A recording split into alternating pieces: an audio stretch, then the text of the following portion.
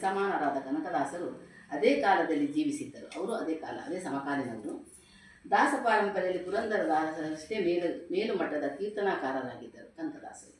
ತಮ್ಮ ಆರಾಧ್ಯ ದೇವ ಕಾಗಿನೆಲೆಯ ಆದಿಕೇಶವನ ಅಂಕಿತ ನಾಮ ನೂರಾರು ಕೀರ್ತನೆಗಳನ್ನು ರಚಿಸಿದ್ದಾರೆ. ಅವರ ಪ್ರತಿಯೊಂದು ಕೀರ್ತನೆಯಲ್ಲೂ ಕೊನೆಯ ಸಾಲಿನಲ್ಲಿ ಆದಿಕೇಶವನ ಅಂಕಿತ ನಾಮ ಇರುತ್ತೆ. ಈಗ ಬಸವಣ್ಣನವರದ್ದು ಯಾವ ರೀತಿ ಇದೆಯೋ, ಈಗ ಕಮಾದೇವಿದೆ ಆ ರೀತಿ ಆದಿಕೇಶವನ ಇದರ ಅಂಕಿತ ನಾಮ ಕೊನೆಗಿರುತ್ತೆ. ಕನಕದಾಸರ ಕೀರ್ತನೆಗಳಲ್ಲಿ ಭಕ್ತಿಭಾವ, ಲೋಕಾನುಭವ, ಬೋಧನೆ ಮತ್ತು ನಿವೇದನೆ, ದೇವರಿಗೋಸ್ಕರ ನಿವೇದನೆ, ವ್ಯಾಕುಲತೆ, ನಿವೇದನೆ, ಸಾಮಾಜಿಕ ಪ್ರಜ್ಞೆ ಅತ್ಯಂತ ಹೃದಯಪೂರ್ಣ ಪರಿಣಾಮಕಾರಿಯಾಗಿ ಅಭಿವ್ಯಕ್ತಗೊಂಡಿದೆ. ಇವರ ಕೆಲವು ಕಾವ್ಯಗಳಲ್ಲಿ, ಕೆಲವು ಪದ್ಯಗಳಲ್ಲಿ ಎಲ್ಲ ಹೃದಯಪೂರ್ವಕವಾಗಿ ಇವಾಗ ಹಾಡುವಲ್ಲ ಹಾಡು, ಆದರೆ ಮನಸ್ಫೂರ್ತಿವಾಗಿ ಆಡುವಂಥ ಹಾಡುಗಳನ್ನು ಅವರು ರಚಿಸಿದ್ದಾರೆ. ಹುಟ್ಟಿಸುತ್ತದೆ. ನಿರಾಸೆಗೊಂಡ ಮಾನವನ ಮನಸ್ಸಿಗೆ ಸಾಂತ್ವನ ಹೇಳುವ ಸನ್ಮಾರ್ಗವನ್ನು ತೋರಿಸಿದ್ದಾರೆ. ಅಲ್ಲದೆ ಅವರ ಕೀರ್ತನೆಗಳಲ್ಲಿ ವ್ಯಕ್ತಿ ನಿಶ್ಚಲ ನಿರ್ಮಲ ಭಕ್ತಿಯಿಂದ ಮುಕ್ತಿಯನ್ನು ಗಳಿಸುವ ಕ್ರಮ ಪ್ರಧಾನವಾಗಿ ನಿರೂಪಿಸಲಾಗಿದೆ. ಅವರ ಕೀರ್ತನೆಗಳಲ್ಲಿ ನಿಶ್ಚಲವಾದ ಮತ್ತು ನಿರ್ಮಲದಿಂದ ನಾವು ಭಕ್ತಿಯಿಂದ ಅವರ ಕೀರ್ತನೆಗಳನ್ನು ಹಾಡಿದರೆ ನಿಜವಾಗ್ಲೂ ದೇವರು ನಮ್ಮ ಮುಂದೆ ಬಂದು ನಿಲ್ತಾನೆ ಅನ್ನೋ ಒಂದು ಅಂಶವನ್ನು ತೋರಿಸ್ಕೊಟ್ಟಿದ್ದಾರೆ.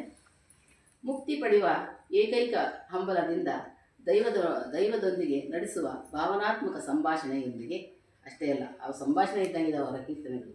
ಸಂಭಾಷಣೆಯೊಂದಿಗೆ ಪೂಜೆ, ನೇಮ, ವಿಧಿವಿಧಾನಗಳಿಗಿಂತ ನಾದೋಪಾಸನೆಯಿಂದ ಭಕ್ತಿ ಮಾರ್ಗವೇ ಮುಕ್ತಿ ಮಾರ್ಗದ ಸಾಧನವೆಂಬುದು ಹರಿದಾಸರು ಸಾಹಿತ್ಯದಲ್ಲಿ ಪ್ರತಿಪಾದಿಸಿದ್ದಾರೆ.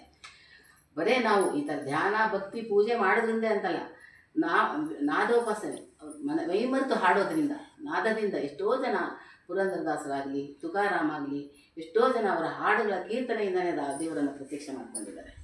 ಭಕ್ತಿ ಮಾರ್ಗವೇ ಮುಕ್ತಿಗೆಂದು ಸಾಧನವೆಂಬ ಹರಿದಾಸರ ಸಾಹಿತ್ಯದಲ್ಲಿ ಪ್ರತಿಪಾದಿಸಿದ್ದಾರೆ. ಬಾಗಿಲು ತೆರೆದು ಸೇವೆಯನ್ನು ಕೊಡೋ ಹರಿ ಆಗಲೇ ತಾನೆ ದೇವರು ಹಿಂದಕ್ಕೆ ತೆರೆದಿದ್ದು.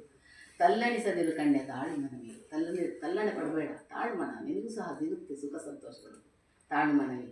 ಸತ್ಯವಂತರ ಸಂಘವಿರಲು ತೀರ್ಥವ್ಯಾತಕ್ಕೆ, ಸತ್ಯವಂತ ಸಂಘ ನಮ್ಮಲ್ಲಿ ಇರಬೇಕು.